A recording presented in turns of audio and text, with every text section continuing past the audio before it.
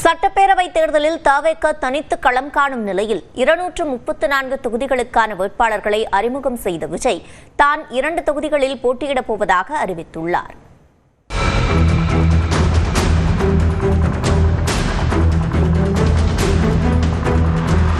பெரம்பூர்,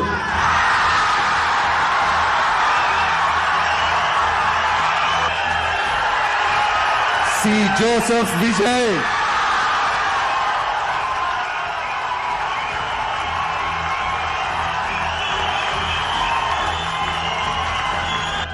திருச்சி கிழக்கு,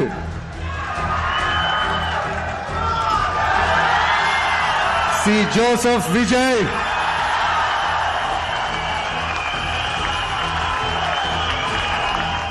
சட்டப்பேரவை தேர்தலில் முதல் முறையாக களமிறங்கும் தவேக தலைவர் விஜய் சென்னை, பெரம்பூர் மற்றும் திருச்சி கிழக்கு என 2 தொகுதிகளில் போட்டியிடுவதாக அறிவித்தார். தவேக பொதுச் செயலாளர் என். ஆனந்த் தியாகராய நகரிலும், மயிலாப்பூரில் வெங்கட்ரமணன், வில்லிவாக்கத்தில் ஆதவர்ஜுனா, கோபிச்செட்டிப்பாளையத்தில் செங்கோட்டையன் போட்டியிடுகின்றனர்.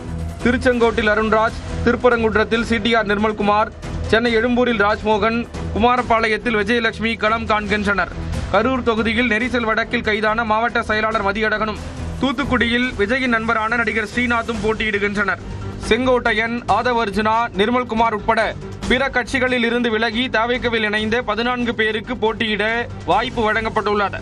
குறிப்பாக அதிமுகவிலிருந்து தவேகவுக்கு சென்ற சத்யபாமா, ரெட்டியார்பட்டி நாராயணன், முன்னாள் சபாநாயகர் தனபாலின் மகன் லோகேஷ், நாம் தமிழர் கட்சியிலிருந்து சென்ற ஜெகதீச பாண்டியன், OPS ஆதரவாளர்களாக இருந்த கூப்ப கிருஷ்ணன், JCD பிரபாகர், பன்ருட்டி ராமச்சந்திரனின் கட்சியிலிருந்து சென்ற ரஞ்சித்குமார் ஆகியோரை வேட்பாளர்களாக விஜய் அறிவித்துள்ளார். தவேகவின் வேட்பாளர்களில் 21 பெண்களுக்கு இடமளிக்கப்பட்டுள்ளது. குறிப்பாக 8 தனித்தொகுதிகளில் பெண்களுக்கு வாய்ப்பு வழங்கப்பட்டுள்ளது. சென்னை திருவிக நகரில் பல்லவிக்கும், பல்லாவரத்தில் காமாட்சிக்கும், அமைச்சர்கள் போட்டியிடும் தொகுதியான குன்னம், திருமயம், முதுகுளத்தூரிலும் மத்திய இணையமைச்சர் எல்முருகன் களமிறங்க உள்ளதாக கூறப்படும் அவிநாசியிலும் பெண் வேட்பாளர்கள் போட்டியிடுகின்றனர். அண்மையில் அதிமுகவிலிருந்து விலகி தவேகவில் இணைந்த VS பாபு, முதலமைச்சர் போட்டியிடும் கொளத்தூர் தொகுதியிலும், காங்கிரஸ் கட்சியிலிருந்து விலகி தவேகவில் இணைந்த 4 நாட்களில் துணை முதலமைச்சர் உதயநிதியின் தொகுதியில் செல்வமும் வேட்பாளர்களாக அறிவிக்கப்பட்டுள்ளனர். எதிர்க்கட்சித் தலைவர் எடப்பாடி பழனிசாமியின் தொகுதியில் அருண்குமார் என்பவருக்கும், நாம் தமிழர் கட்சியின் சீமான் போட்டியிடும் காரைக்குடி தொகுதியில் மருத்துவர் பிரபுவுக்கும் வாய்ப்பு வழங்கப்பட்டுள்ளது. தவேக வேட்பாளர் பட்டியலில் 11 கிறிஸ்தவர்கள் இடம்பெற்றுள்ளனர். குறிப்பாக கன்னியாகுமரி மாவட்டத்தில் மட்டும் 4 பேருக்கு வாய்ப்பு வழங்கப்பட்டுள்ளது. இதேபோல ராணிப்பேட்டை, ஆம்பூர், வாணியம்பாடி, திண்டுக்கல், ராமநாதபுரம் உள்ளிட்ட 11 தொகுதிகளில் இஸ்லாமியர்கள் களமிறக்கப்பட்டுள்ளனர். வேட்பாளர் அறிமுக நிகழ்ச்சியில் பேசிய விஜய், திமுக தவேக இடையேதான் போட்டி என மீண்டும் குறிப்பிட்டார். இந்த 4 முனை போட்டி, 40 முனை போட்டின்னு, எத்தனை முனை போட்டின்னு, எத்தனை உருட்டினாலும் இங்கு 2 முனை போட்டி தான். ஒன்னு TVK, இன்னொன்னு DMK. வசதிகளை விட்டுவிட்டு அரசியலுக்கு வந்திருப்பதாக மீண்டும் கூறினார். எவ்வளவு பெரிய வசதியான வாழ்க்கையா இருந்தாலும் எல்லாத்தையும் தூக்கி எரிஞ்சிட்டு உங்களுக்காக மட்டுமே வந்திருக்கிறேன். உங்களுக்காக நன்றி கடன் செலுத்துறதுக்காக மட்டுமே வந்திருக்கிறேன். அத்தனை வழிகளையும் தாங்கிக்கிட்டு தனக்கும் ஸ்டாலின் சாருக்குமான ஆரோக்கியமான ஜனநாயக போட்டி இது என்றும் விஜய் தெரிவித்தார்.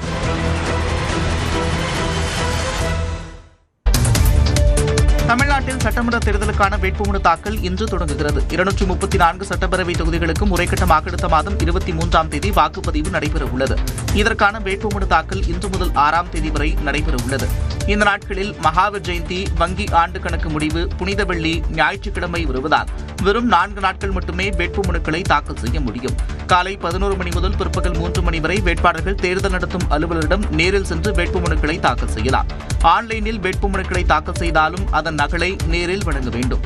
வேட்பாளர்கள் வேட்புமனு தாக்கல் செய்யும் போது அவர்களுடன் 5 பேர் மட்டுமே வர வேண்டும் என்றும், பேரணியாகவோ ஊர்வலமாகவோ வந்தால் தேர்தல் நடத்தும் அலுவலர் அலுவலகத்திற்கு 100 மீட்டருக்கு முன்பே அனுமதி மறுக்கப்படும் என்றும் தெரிவிக்கப்பட்டுள்ளது. முதலமைச்சர் மு க ஸ்டாலின், தவிக தலைவர் விஜய், நாம் தமிழர் கட்சி ஒருங்கிணைப்பாளர் சீமான் ஆகியோர் இன்று வேட்புமனுக்களை தாக்கல் செய்கின்றனர். எதிர்வரும் சட்டமன்ற தேர்தலுக்கான வேட்புமனு தாக்கல் இன்று தொடங்குகிறது. அந்த வகையில் கொளத்தூர் தொகுதியில் போட்டியிடும் முதலமைச்சர் மு க ஸ்டாலின் இன்றே தனது வேட்புமனுவை தாக்கல் செய்கிறார். இதேபோல் பெரம்பூரில் போட்டியிடும் தவிக தலைவர் விஜய் மற்றும் நாம் தமிழர் கட்சி ஒருங்கிணைப்பாளர் சீமானும் இன்று வேட்புமனு தாக்கல் செய்கின்றனர். மேலும் நாம் தமிழர் கட்சியை சேர்ந்த அனைத்து வேட்பாளர்களும் இன்று தங்களது வேட்புமனுக்களை தாக்கல் செய்கின்றனர். இந்நிலையில் வேட்புமனு தாக்கல் செய்பவர்கள் படிவம் 2B மற்றும் படிவம் 26 ஆகியவற்றை பூர்த்தி செய்து தேர்தல் நடத்தும் அலுவலரிடம் வழங்க வேண்டும். படிவம் 2Bயில் வேட்பாளரின் பெயர், அவரது முகவரி, அவர் குறிப்பிட்ட கட்சியின் வேட்பாளரா அல்லது சுயேட்சையா என்ற விவரங்களை தெரிவிக்க வேண்டும். இதேபோன்று பிரமாண பத்திரத்தில் வேட்பாளரின் சொத்து விவரங்களையும் அவரது கணவர் அல்லது மனைவியின் சொத்து விவரங்களையும் தெரிவிக்க வேண்டும். வேட்பாளர் மீது ஏதேனும் குற்ற வழக்குகள் நிலுவையில் இருந்தாலும் அது குறித்தும் வேட்புமனுவில் தகவல் தெரிவிக்க வேண்டும். சென்னை மாவட்டத்தில் உள்ள தொகுதிகள் உட்பட 17 தொகுதிகளுக்கான அதிமுகவின் இறுதிக்கட்ட வேட்பாளர் பட்டியல் வெளியிடப்பட்டது. அதிமுக 167 தொகுதிகளில் போட்டியிடும் நிலையில் 150 தொகுதிகளுக்கான வேட்பாளர்கள் ஏற்கனவே 2 கட்டங்களாக அறிவிக்கப்பட்டன. இந்நிலையில் மீதமுள்ள 17 தொகுதிகளுக்கான வேட்பாளர்கள் கொண்ட பட்டியலை அக்கட்சியின் பொதுச் செயலாளர் எடப்பாடி பழனிசாமி வெளியிட்டார். அதன்படி கொளத்தூர் தொகுதியில் முதலமைச்சர் மு க ஸ்டாலினை எதிர்த்து சந்தானகிருஷ்ணன் போட்டியிடுவதாக அறிவித்துள்ளார்.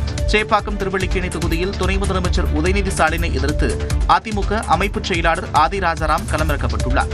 துறைமுகம் தொகுதியில் ராயபுரம் மனோ, விருகம்பாக்கம் தொகுதியில் விருகை ரவி ஆகியோர் போட்டியிடுவதாக எடப்பாடி பழனிசாமி அறிவித்துள்ளார். தியாகராய நகரில் சத்யநாராயணன், வேளச்சேரியில் அசோக், சோழிங்கநல்லூரில் KP கந்தன், RK நகரில் ராஜேஷ், வெள்ளிவாக்கம் தொகுதியில் விஜயகுமார் போட்டியிட உள்ளனர். ஆலந்தூரில் அமைச்சர் தாமோ அன்பரசனை எதிர்த்து சரவணன் களமிறக்கப்பட்டுள்ளார். எழும்பூர் தனி தொகுதியில் அபிஷேக் ரங்கசாமி போட்டியிட உள்ளார். ஆலங்குடி தொகுதியில் விமல், திட்டக்குடி தனி தொகுதியில் முருகுமாறன் களமிறக்கப்பட்டுள்ளனர். திருச்சுழி தொகுதியில் அமைச்சர் தங்கம் தென்னரசுவை எதிர்த்து ராஜவர்மன் போட்டியிடுவதாகவும் அறிவிக்கப்பட்டுள்ளது. சென்னையில் 3 பெண் வேட்பாளர்களை அதிமுக களமிறக்குகிறது. ஆயிரம் விளக்கு தொகுதியில் முன்னாள் அமைச்சர் பாவலர்மதி, அண்ணாநகர் தொகுதியில் முன்னாள் அமைச்சர் கோகுலேந்திரா, திருவிக நகரில் தமிழ் மாநில பகுஜன் சமாஜ் கட்சியின் தலைவர் பொற்குடி ஆம்ஸ்டாங் ஆகியோர் களம் காண்கின்றனர்.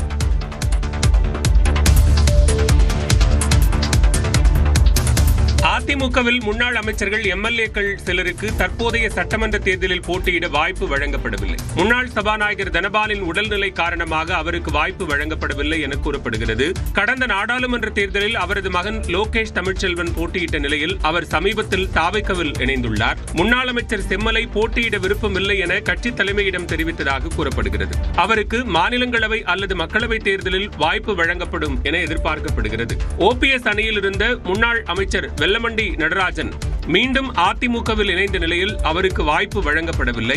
முன்னாள் அமைச்சர்கள் வைகை செல்வன், மாஃபா பாண்டியராஜன் ஆகியோர் விருப்ப மனு தாக்கல் செய்த நிலையில் அவர்களின் பெயரும் வேட்பாளர் பட்டியலில் இடம்பெறவில்லை.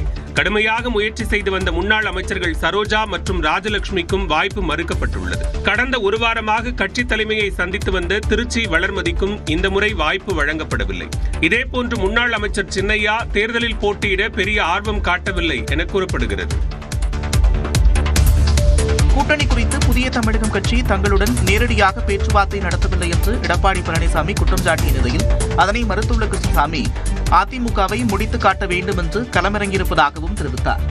பேச்சுவார்த்தை நடத்தலையே, அவர் சீட்டு கேட்கிற அளவுக்கு நான் கொடுக்க முடியுமா சொல்லுங்க பார்க்கலாம். இன்னும் சொல்ல போனா 10 சீட்டு கேட்டார், அப்புறம் 5 சீட்டு கேட்டார்.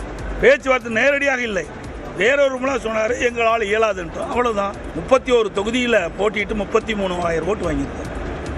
31 தொகுதியில் போட்டியிட்டு 33,000 ஓட்டு வாங்கியிருக்கார். அவருக்கு எத்தனை தொகுதி கொடுக்குவது என்று பார்க்க வேணும். இந்த சட்டமன்றத்தில் பிரதித்துவம் கூட பெற்றுவிடக்கூடாது என்ற காழ்ப்புணர்வு, அது இன்னும் சொல்ல போனால் மேலாதிக்க பண்ணையார் தனம்தான் அது காரணம் என்று நான் கருதுகிறேன். இன்னைக்கு அவங்களை முடிச்சு கட்டுறது அதிமுக முடிச்சு கட்டுறது முடிவு பண்ணிட்டோம், அதை மட்டும் பேசுவோம். டெபாசிட் கூட போச்சுங்க அதிமுக. அப்போ அதுக்கெல்லாம் கணக்கு இல்லை, அதை ஏன் மறைக்கிறீங்க நீங்கள்? உண்மைனா உண்மை, ஃபேக்ட்னா டேட்டானா எல்லாமே பேசணும்ல. அதிமுகவின் தேர்தல் வாக்குறுதிகளை திமுக காப்பியடித்திருப்பதாக எடப்பாடி பழனிசாமி விமர்சித்துள்ளார். திருநெல்வேலி டவுன் பகுதியில் NDA கூட்டணி வேட்பாளர்களை ஆதரித்து அதிமுக பொதுச் செயலாளர் எடப்பாடி பழனிசாமி பரப்புரை மேற்கொண்டார். அப்போது 2021 தேர்தலில் திமுக அளித்த வாக்குறுதிகளில் 1/4 பங்கை மட்டுமே நிறைவேற்றியதாக குற்றம் சாட்டினார். அதிமுக அண்மையில் நாங்க ஆட்சிக்கு வந்தா என்னென்ன திட்டத்தை நிறைவேற்றணும் அறிவிப்பு கொடுத்தோம். அதே அறிவிப்பு தான் திரு ஸ்டாலின் அப்படியே காப்பிடிச்சு இன்றைய தினம் வெளிப்படுத்திருக்காரு. ஏற்கனவே கொடுக்கப்பட்ட வாக்குறுதியை உங்களால் நிறைவேற்ற முடியலையே, மக்கள் எப்படி நம்பி உங்களுடைய கூட்டணிக்கு உங்களுக்கு வாக்களிப்பார்கள்? சிந்தித்து பாருங்க. இதனிடையே நடிகர் அஜித்குமாரின் ரசிகர்கள் எடப்பாடி பழனிசாமிக்கு பரிசளித்த புகைப்படம் கவனம் ஈர்த்தது.